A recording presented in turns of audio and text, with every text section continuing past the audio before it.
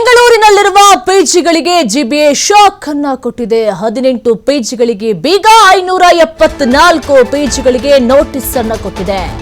ಒಟ್ಟು 3.9 ಲಕ್ಷ ರೂಪಾಯಿನ ದಂಡ ವಿಧಿಸಿದ ಜಿಬಿಎ ಬೆಂಗಳೂರಿನಲ್ಲಿ ಹೆಚ್ಚುತ್ತಿರುವಂತಹ ಪಿಜಿಗಳ ಕಳಪೆ ನಿರ್ವಹಣೆ, ಬೀದಿ ಬೀದಿಗೊಂದು, ರೋಡಿಗೊಂದು, ಗಲ್ಲಿಗೊಂದು ಪಿಜಿಗಳ ನಿರ್ಮಾಣ ಆಗ್ತಾ ಇದೆ. ಒಟ್ಟು ದುಡ್ಡು ಮಾಡುವ ಪ್ಲಾನ್ ಬಿಟ್ರೆ ಅಲ್ಲಿ ಹೈಜಿನ್ ಇಲ್ಲ, ಏನೂ ಇಲ್ಲ, ಕಳಪೆ ನಿರ್ವಹಣೆ ಮಾಡ್ತಾ ಇದ್ರು. ಹಾಗಾಗಿ ಇಂಥ ಕೆಲಸವನ್ನ ಮಾಡಿದ್ದು ಬಹಳ ಒಳ್ಳೆಯದಾಯ್ತು. ಗ್ರೇಟರ್ ಬೆಂಗಳೂರು ಪ್ರಾಧಿಕಾರ ಕಠಿಣ ಕ್ರಮವನ್ನು ಕೂಡ ತೆಗೆದುಕೊಂಡಿರುವಂತದ್ದು. ಕೇಂದ್ರ, ಉತ್ತರ, ಪಶ್ಚಿಮ ವಲಯಗಳಿನ ಹೆಚ್ಚು ಉಲ್ಲಂಘನೆ ಆಗ್ತಾ ಇತ್ತು. ಆಹಾರ ಗುಣಮಟ್ಟ ನಿರ್ವಹಣೆಯಲ್ಲಿ ಬಹಳ ಕುಂದುಕೊರತೆಗಳು ಕಾಣಿಸ್ತಾ ಇತ್ತು. ನವೀಕರಣ ಇಲ್ಲದಂತಹ ಪಿಜಿಗಳಿಗೆ ಸಂಕಷ್ಟ ನಿಶ್ಚಿತವಾಗಿದೆ. ನೋಡಿ, ಬೇಕಾಬಿಟ್ಟಿ ಪಿಜಿಯನ್ನು ನಡೆಸ್ತಾರೆ ಎಲ್ಲರೂ ಕೂಡ. ಇವತ್ತು ಪಿಜಿ ಓನರ್ಗಳು ಎಲ್ಲಿ ನೋಡಿದ್ರು ಕೂಡ ಇವತ್ತು ಪಿಜಿಗಳ ಹಾವಳಿ ಹೆಚ್ಚಾಗ್ತಾನೆ ಇದೆ. ಈಗ ನೋಡಿದ್ರೆ ದಂಡವನ್ನು ಕೂಡ ವಿಧಿಸಿದ್ದಾರೆ. ಬೆಂಗಳೂರಿನಲ್ಲಿ ಎಲ್ಲೆಂದರಲ್ಲಿ ಕಳಪೆ ಪಿಜಿಗಳನ್ನು ನಿರ್ಮಾಣ ಮಾಡಿಕೊಂಡು ಯಾವುದೇ ಸುರಕ್ಷತೆ ಇಲ್ಲದೆ ಎಷ್ಟೋ ಪಿಜಿಗಳನ್ನೇ ನಡಿಬಾರದಂತಹ ಘಟನೆಗಳು ಕೂಡ ನಡೆದಿರುವಂತಹ ಪ್ರಕರಣಗಳು ಕೂಡ ನಾವೇ ಪ್ರಸಾರವನ್ನ ಮಾಡಿದ್ವಿ.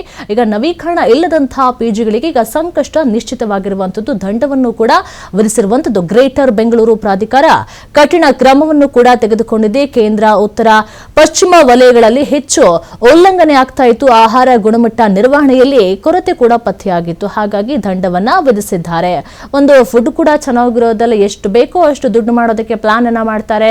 ಒಂದು ಸುರಕ್ಷಿತ ಕ್ರಮವನ್ನು ಕೂಡ ತೆಗೆದುಕೊಳ್ಳೋದಿಲ್ಲ. ಯಾವ ಒಂದು ಕಿಂಚಿತ್ತು ಒಂದು ಸೌಲಭ್ಯಗಳು ಕೂಡ ಇರದೇ ಇರುವಂತಹ ಪಿಜಿಗಳು ಕೂಡ ಎಷ್ಟೋ ಇದಾವೆ. ಒಟ್ಟು ದುಡ್ಡು ಮಾಡಬೇಕು ಅಷ್ಟೇ.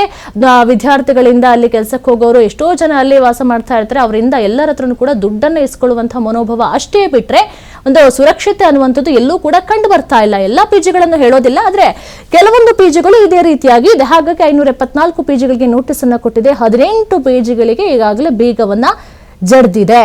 ಒಟ್ಟು 3.9 ಲಕ್ಷ ರೂಪಾಯಿನ ದಂಡವನ್ನ ವಿಧಿಸಿರುವಂತದ್ದು. ಇನ್ನು ಕೂಡ ಇಷ್ಟು ಮಾತ್ರ ಅಲ್ಲ, ಇನ್ನು ಎಷ್ಟೋ ಪಿಜಿಗಳು ಇದೇ ರೀತಿಯಾಗಿ ಒಂದು ಸುರಕ್ಷಿತ ಇಲ್ಲದಂತಹ ಪಿಜಿಗಳನ್ನು ನಡೆಸ್ತಾ ಇದ್ದಾರೆ. ಆಹಾರ ಗುಣಮಟ್ಟವೂ ಕೂಡ ತೀರಾ ಕೆಳಮಟ್ಟದಲ್ಲಿದೆ. ಅಂತಹ ಪಿಜಿಗಳು ಕೂಡ ಎಷ್ಟೋ ಇದೆ. ಇನ್ನು ಕೂಡ ಅದನ್ನ ಹುಡುಕಿ ಕ್ರಮವನ್ನ ತೆಗೆದುಕೊಳ್ಳಬೇಕು. ಇದು ಒಂದು ಸ್ಯಾಂಪಲ್ ಅಷ್ಟೇ. ಇನ್ನಾದ್ರೂ ಎಚ್ಚೆತ್ಕೊಳ್ತಾರ ಪಿಜಿ ಮಾಲೀಕರು ಅನ್ನೋದನ್ನು ಕೂಡ ಕಾದು ನೋಡಬೇಕಾಗಿದೆ.